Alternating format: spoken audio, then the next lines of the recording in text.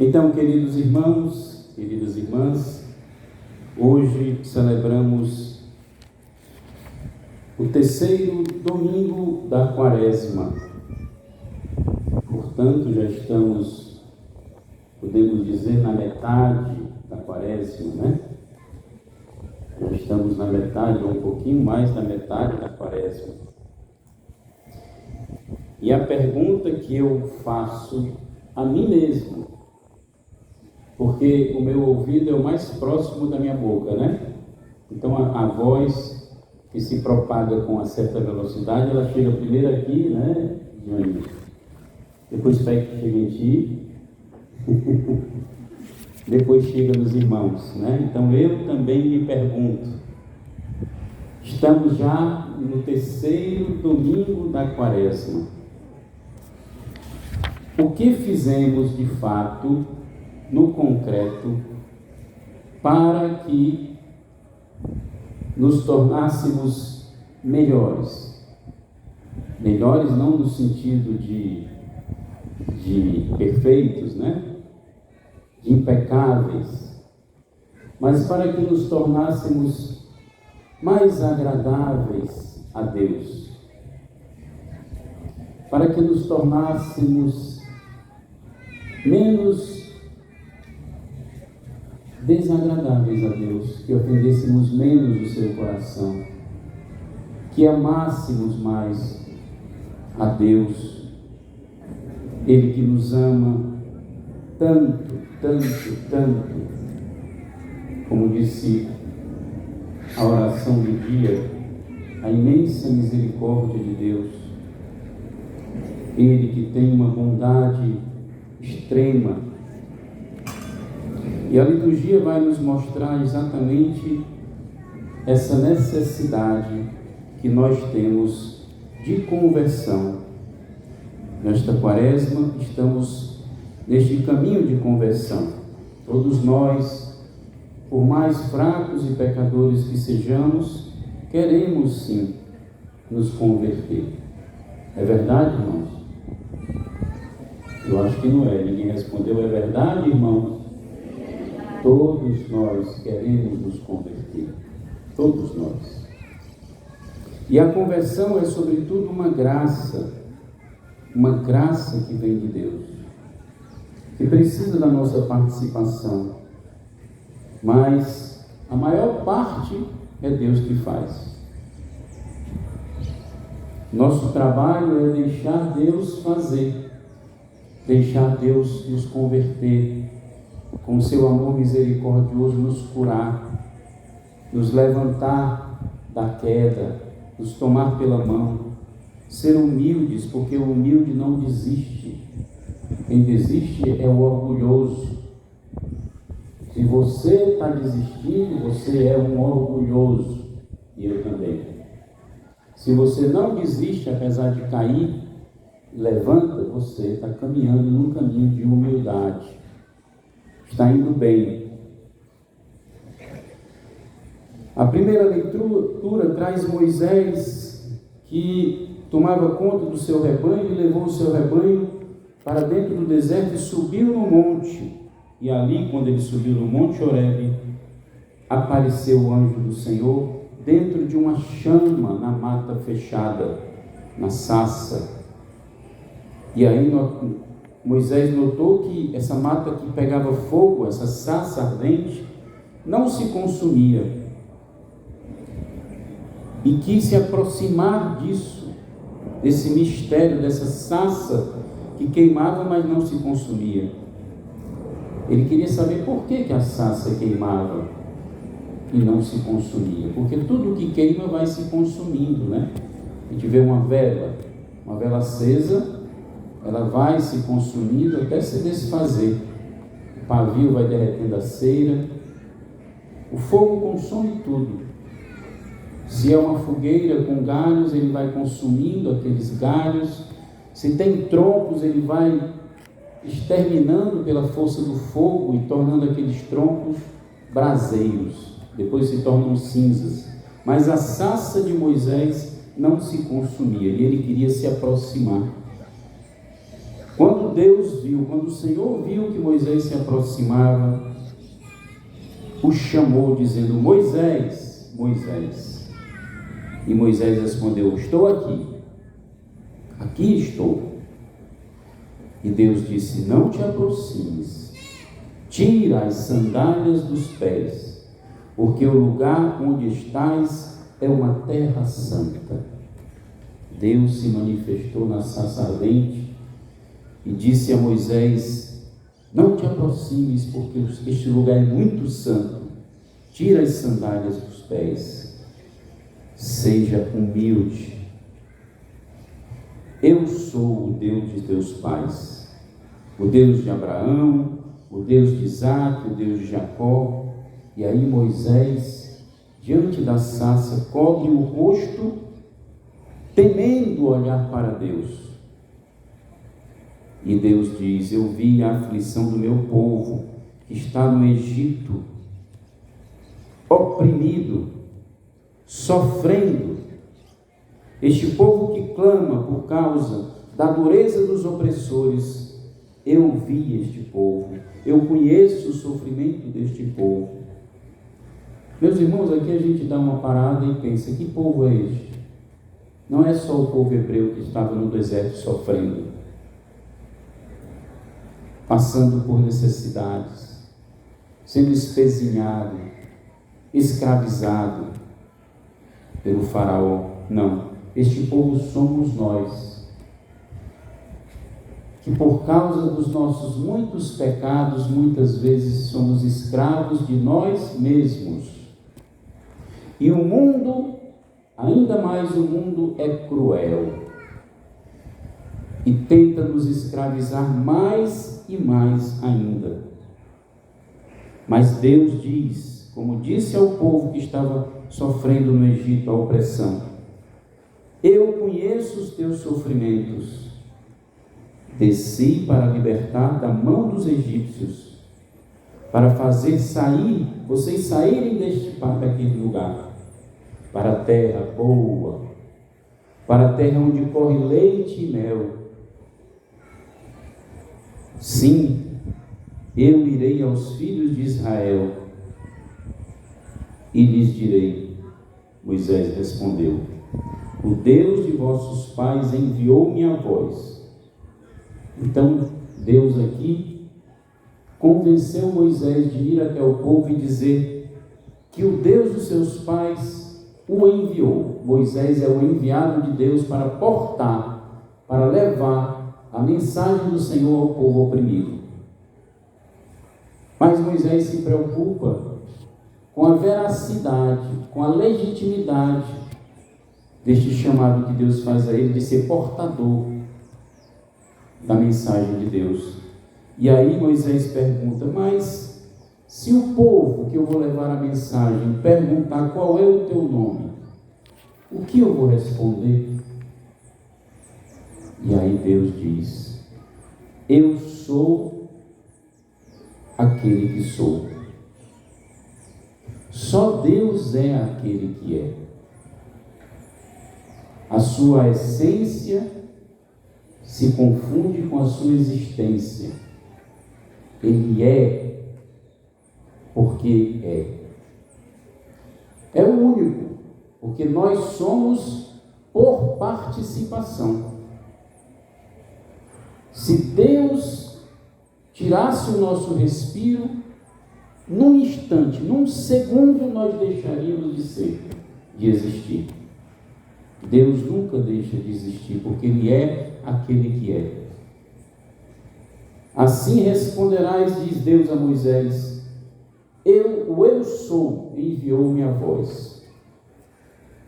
E Deus ainda diz: assim dirás: o Senhor, o Deus de vossos pais, Deus de Abraão, de Isaque e de Jacó, enviou-me a vós. Este é o meu nome para sempre, o eu sou. Deus não muda, Deus não passa, Deus não deixa de existir. Lembrei agora aqui das palavras do Papa Francisco, logo que assumiu o pontificado. Ele dizia: Deus nunca deixa de nos perdoar. Porque se Ele é amor e Ele existe sempre, Ele nunca vai deixar de nos perdoar. E ele completava, o Papa: nós é que ficamos cansados de pedir perdão a Deus. Deus nunca deixa de nos perdoar. Nós é que nos cansamos de pedir perdão a Deus. Era o que eu falava no início, o orgulho. O humilde pede perdão e se levanta 10 milhões de vezes. As pessoas às vezes chegam na confissão e dizem: Padre, eu estou aqui de novo para lhe contar os mesmos pecados. Como se eu soubesse, né? Porque Deus, graças a Deus, me deu a graça de esquecer pecado de todo mundo. Não lembro pecado de ninguém. Graças a Deus. Porque se lembrasse, eu acho que já estava zuró na cabeça.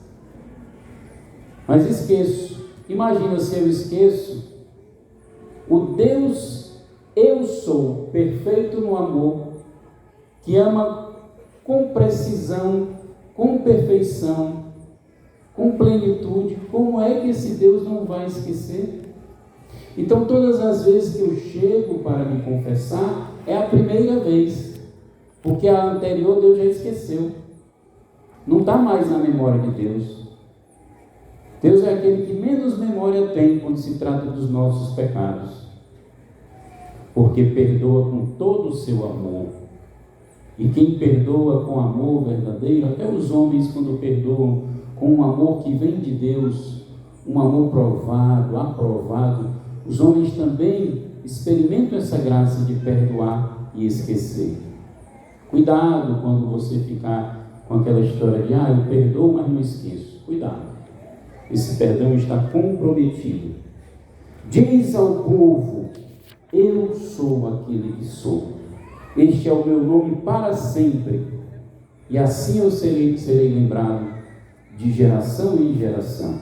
O salmista diz: o Senhor é bondoso, o Senhor é compassivo, perdoa toda culpa, cura toda enfermidade, salva a vida, cerca de carinho e compaixão, é indulgente, é favorável. Olha o testemunho do salmista. Para que eu quero mais? É paciente, é bondoso, é compassivo. Como o céu se distancia da terra, da mesma forma que o céu está sobre a terra elevado, grande assim é o meu amor pelos que me temem. O santo temor de Deus precisa ser resgatado, porque é um dos males hoje que a humanidade sofre, é não temer mais a Deus, que não significa ter medo de Deus. O santo temor de Deus é o princípio de toda sabedoria. E olha, temer a Deus é sobretudo saber que quando eu caminho, lá está um que vai caminhando, né? Deus olha para ele com amor, com ternura. Quando eu vou de um lado para o outro, tudo que eu faço, para onde eu vou, as minhas decisões estão debaixo do olhar amoroso e misericordioso de Deus. Tudo o que eu faço sob o olhar amoroso e misericordioso de Deus. Por isso eu não quero feri-lo, desagradá-lo. Por isso, porque ele me olha, me vê por dentro, conhece o mais profundo. Deus me conhece mais do que eu mesmo me conheço. Ninguém me ama e me conhece assim como Deus, o eu sou. Eu vou agora para o Evangelho, para depois terminar com a segunda leitura. Jesus, no Evangelho de hoje, algumas pessoas chegam para ele e vão se queixar, vão falar, né? Vão fofocar, na verdade, né? Tem os galileus ali que Pilatos matou e mandou misturar o sangue deles aos sacrifícios pagãos. Que coisa horrível, que atrocidade. E Jesus diz: olha, vocês pensam que esses homens eram mais pecadores do que vocês? Tenham cuidado. Se vocês não se converterem, vocês vão morrer do mesmo jeito. Vão misturar o sangue de vocês com o sangue dos ídolos e colocar diante dos demônios. Deus nos livre, né?